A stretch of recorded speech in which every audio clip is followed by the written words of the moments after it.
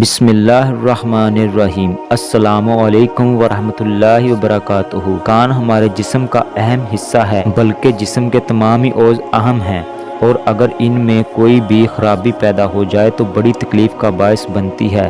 کان کا درد یا اور کوئی دوسری تکلیف برداشت کرنا بڑے ہوں یا بچے دونوں کے لیے بہت ہی مشکل ہے۔ کان میں درد کی طرح کان میں میل بھی جمع ہو جاتا ہے جو تکلیف دیتا ہے۔ معمولی طور پر ہر شخص کے کان میں تھوڑا بہت میل ہوتا ہے، لیکن بعض اوقات میل کے زیادہ اکٹھا ہو جانے سے کان کا سوراخ بند ہو کر تکلیف کا باعث بنتا ہے۔ کبھی گرد و غبار پڑنے سے، مٹی اور کوڑا وغیرہ میں کام کرنے سے، کان کی صفائی کا خیال نہ رکھنے سے، نہاتے ہوئے کان کو صاف نہ کرنے سے، خراب غذاؤں کو کھانے سے، یا نزلہ زکام اور ضعف دماغ کے باعث کان میں میل اکٹھا ہوتا ہے۔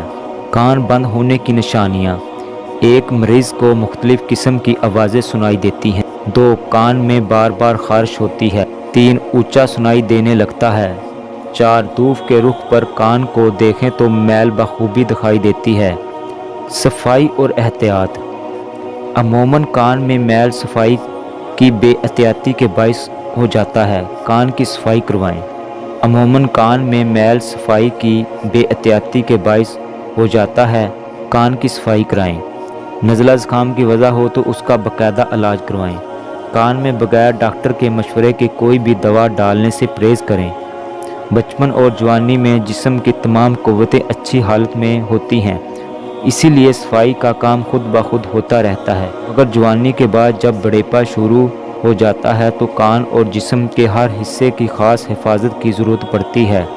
اگر کان میں بار بار میل اکٹھا ہوتا رہے تو بہتر ہے کہ کان کو روزانہ کسی بھی وقت گرم پانی میں تھوڑا سا نمک ملا کر اس سے دھو لیں اور روئی کی مدد سے کان صاف کر لیں۔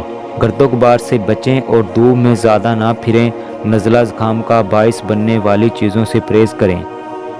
سبزیوں میں کدو، توری، پالک، کریلا وغیرہ کا استعمال کریں۔